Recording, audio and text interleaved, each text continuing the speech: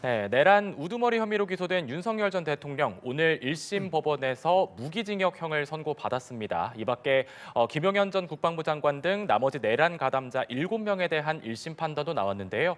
오늘 1심 법원의 판결과 관련해서 서정빈 변호사와 이야기 나눠보겠습니다. 어서 오십시오. 안녕하세요. 안녕하세요. 네, 우선 앞서 계속 저희가 오늘 얘기하고 있습니다만 윤석열 전 대통령 무기징역이 선고가 됐습니다. 오늘 판결의 전반적인 내용 좀 해설을 해주신다면요. 일단 전체 출구로 상당히 준비가 잘 된 그리고 치밀하게 논리를 구성한 판결이었다라는 평가도 할 수 있을 것 같고 또 네. 한편으로는 이 선고를 하는 데 있어서 양형을 정하는 데 있어서 또 이 계엄 사태에 대한 그 중대성을 상당히 좀 강조를 한 그런 선고 결과가 아닌가 개인적으로 평가를 하고 있습니다. 네. 이제 한편으로는 한 일단락을 이제 결국 이 비상 계엄에 대해서 법적인 사법부의 그런 평가를 한번 최종적으로 일단은 좀 마무리 지은 일단락을 지은 그런 선고라고 평가를 할 수가 있을 것 같습니다. 네. 물론 앞서 이 윤 전 대통령에 대한 탄핵 심판 과정에서 비상계엄은 적법하지 못하다. 헌법을 위반한 것이다라는 평가를 하기도 했었고 그 밖에 이제 한덕수 전 총리라든가 혹은 이상민 전 장관의 최근 판결을 통해서도 이 12.3 비상계엄은 내란에 해당한다라는 평가를 한 바가 있습니다. 네. 그럼에도 불구하고 결국에는 이 비상계엄을 주도하고 총책임자라고 할 수 있는 윤 전 대통령에 대한 이번 재판에서 다시 한번 이 비상계엄은 내란죄에 해당을 한다라는 점을 명확히 못 박은 점에 있어서는 상당히 의미가 있는 그런 판결이라고 생각을 하고 이제 앞으로는 이런 1심 판결을 통해서 걸러진 내용들이 앞으로 충분히 이제 항소심에서 다투어지지 않을까. 그래서 일종의 전환점이 되었다라고 평가를 하고 싶습니다. 그리고 이제 앞서 말씀을 드린 것처럼 이런 내란죄 성립을 인정한 것도 충분히 유의미하지만 한편으로는 이 양형과 관련해서도 상당히 좀 의미가 있는 그런 판결이다 개인적으로는 생각을 합니다. 네. 특히 지금 선고를 한 것이 무기징역형을 선고를 했습니다. 예. 그러면 결국에는 이제 윤 전 대통령에 대해서 물론 일부에서는 사형을 선고해야 된다, 형이 너무 약하다라는 평가를 할 수도 있긴 하겠습니다만 특검은 사형을 구형했죠. 네, 그렇습니다. 구형에 비해서는 무기징역형은 낮은 것이다라는 그런 의견도 충분히 있을 것입니다만 개인적으로는 그럼에도 불구하고 상당히 이 중한 죄다라는 중한 선고를 했다라고 평가를 하고 있습니다. 특히 인명피해라든가 혹은 계엄의 시간 등이 짧았던 점을 고려했을 때 만약 이런 점들을 재판부에서 상당히 중요하게 봤다. 그래서 윤 전 대통령에 대해서 상당히 유리한 사정으로 심각하게 고민을 했다라고 한다면 무기징역보다도 낮은 유기징역으로 이제 감경을 했을 가능성도 있지 않았을까라고 네. 생각을 했었는데 결과적으로는 무기징역형을 선고했다라는 것은 이 사태에 대해서 그 심각성을 상당히 중요하게 판단을 하지 않았나 그런 점을 엿볼 수 있었기 때문에 양형에 있어서도 상당히 의미가 있는 판결이었다라고 개인적으로 보고 있습니다. 예. 결과적으로 법원이 윤석열 전 대통령의 내란 우두머리죄를 인정을 한 겁니다. 이렇게 판단한 요지는 뭐였습니까? 일단 윤 전 대통령 측의 주장들을 모두 배척을 했습니다. 공수처의 수사권 유무와 관련된 그런 쟁점에 대해서도 재판부에서는 공수처가 수사를 할 수가 있었다. 그러한 권한이 있었다라고 판단을 했고 윤 전 대통령의 입장에서는 이 비상계엄 선포에 대해서는 통치행위에 해당하기 때문에 내란죄 여부를 판단할 수가 없다. 사법부에서는 이 점에 대해서 판단을 못한다라는 주장을 했지만 이 점 역시도 배척을 했습니다. 그리고 이제 이 내란죄의 성립 요건을 따져가면서 결국에는 국성 요건을 모두 만족한다라는 판단을 한 겁니다. 예. 그래서 가장 중요했던 두 가지 요건 중 하나, 그러니까 국헌 문란의 목적이 인정이 되느냐, 여기에 대해서는 재판부가 이 구체적인 재판 과정에서 드러나는 사실관계들, 또 증거를 통해서 확인되는 사실관계들을 봤을 때 결국에는 내란 목적까지도 충분히 인정이 된다. 그 말은 국회의 기능을 마비시키기 위한 행동들이었다라는 것이 인정이 된다라고 판단했습니다. 그리고 한편으로는 이런 군 병력을 투입을 한 일련의 행위 등이 폭동에 해당하는지 이 부분 역시도 쟁점이었는데 이건 역시도 폭동이라는 것은 최광의의 폭행을 의미하는 것이고 따라서 한 지역의 평온을 충분히 해칠 수 있을 만큼의 물리력 행사, 위협력 행사가 인정된다. 따라서 폭동 역시도 인정이 된다라고 했습니다. 그래서 이런 구성 요건들까지도 모두 따져봤을 때 윤 전 대통령에 대해서 내란죄 우두머리 혐의가 인정이 된다라고 판시를 했습니다. 네.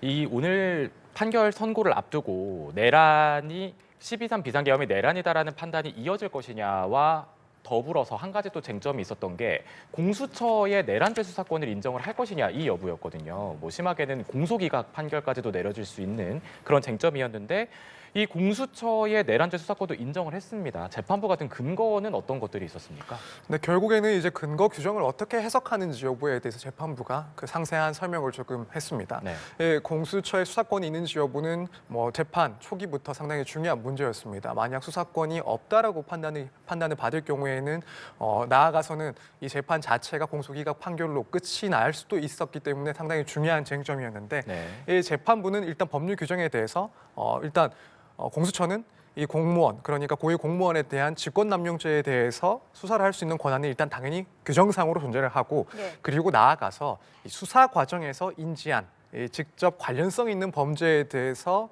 이 수사권을 가진다라고 하는데 여기에 대한 판단을 했습니다. 일단 직접 관련성이 있는 범죄에 대해서는 기본적으로 동일한 사실관계에서 파생된 혐의이기 때문에 여기에 대해서는 충분히 인정을 할 수 있고 최근에 나온 대법원 판례에 비추어 본다 하더라도 이 관련성은 인정이 된다라고 먼저 설명을 했습니다. 그런데 특이한 이 규정 내용, 그러니까 수사 과정에서 인지한 내용에 대해서 이 수사권을 갖는데 과연 이 사건에 있어서 수사 과정에서 윤 전 대통령에 대한 내란 혐의를 인지를 했다라고 볼 수 있는지 여기에 대해서 한번 구체적으로 판단했습니다. 그리고 이 판단하는 과정에서 결국에는 법률의 취지라든가 이 공수처의 상설 기관으로서의 그런 특징, 또 한편으로는 효율적인 수사 부분, 나아가서 혹여라도 이것을 해석을 했을 때 뭐 피의자에게 방어권을 침해하지는 않는지 이런 내용들을 종합적으로 따져 본다면 결국에는 이 사건에 있어서 윤석열 전 대통령에 대한 당시 내란 혐의에 대해서도 규정으로 해석을 했을 때도 수사권이 인정이 된다라고 판단을 한 거죠.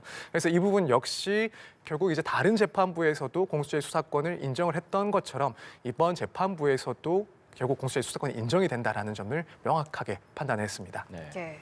그리고 공수처가 수집한 증거를 다 빼고 검찰과 경찰이 수집한 증거만으로도 유죄가 인정된다 이렇게 밝히기도 했죠. 네, 이 부분도 이제 사실 오늘 선고를 하면서 공수처의 수사권이 인정이 되는지 그 쟁점을 따지는데 한 가지 근거로 제시를 한 내용입니다.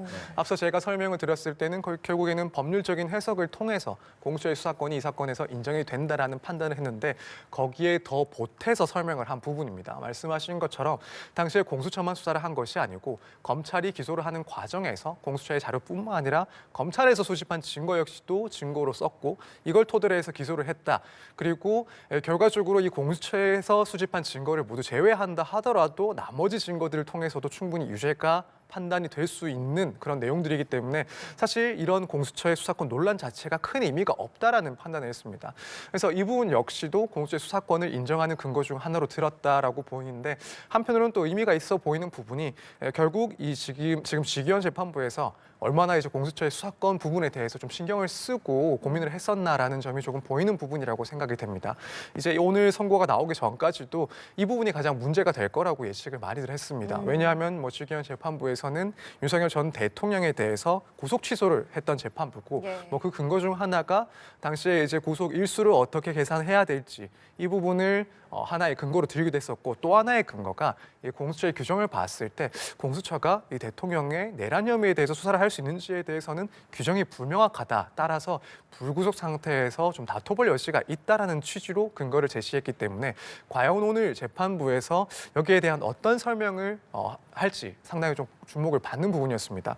그래서 뭐 법률적인 그런 한목적적인 해석을 통해서도 충분히 설명을 할 수 있었을 텐데 거기다가 이런 현실적인 실무적인 부분들까지도 근거로 들었다라는 점은 지기현 재판부에서 이 부분 상당히 좀 민감한 쟁점이기 때문에 자세하게 근거를 들 필요가 있다라는 것을 스스로 좀 인지를 하고 오늘 설명까지 했던 거 아닌가 이렇게 생각이 됩니다. 네, 또 이 계엄의 중요 인물로 꼽혔던 사람, 이제 비선 실세로 불렸던 노상원 전 정보사령관 이야기를 안 할 수가 없는데 오늘 지금 재판부에서 증거에 대한 판단을 내놓은 거의 유일한 증거가 바로 이 노상원 수첩이었습니다. 그런데 이 노상원 수첩의 증거 능력은 그렇게 높게 판단은 하지 않으면서도 근데 또 노상원 전 사령관에 대해서는 굉장히 내란의 중요한 임무를 종사했다. 또 이렇게 해서 유죄 판결을 내렸단 말이죠.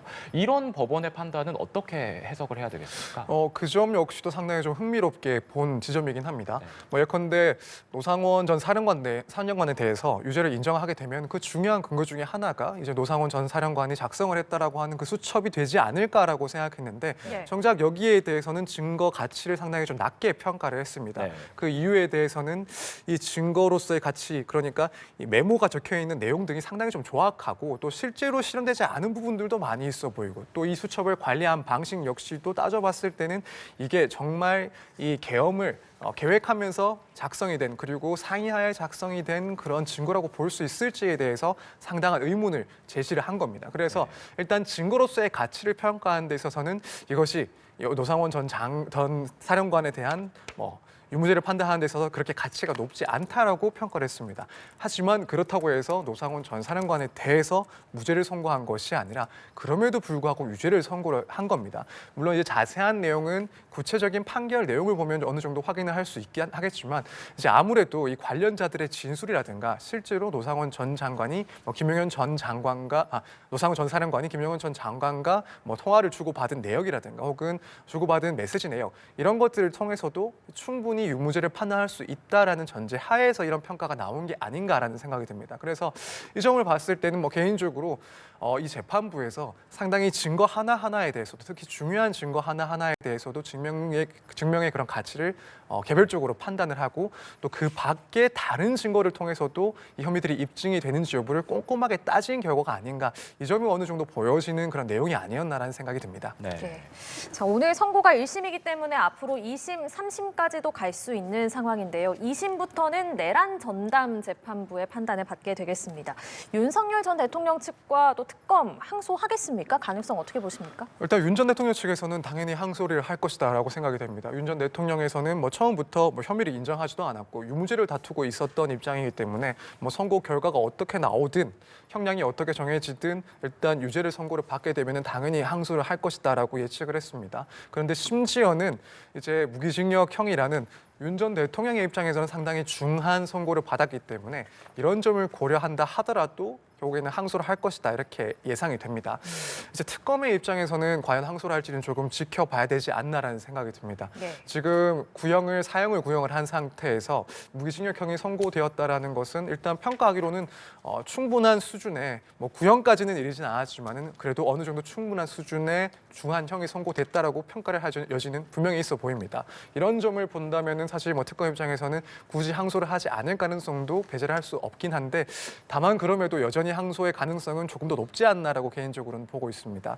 아무래도 특검 입장에서는 이 사건, 특히 윤 전 대통령의 우두머리 혐의에 대해서는 상당한 상징성을 가지고 있다라고 보고 있을 것이라고 생각이 됩니다.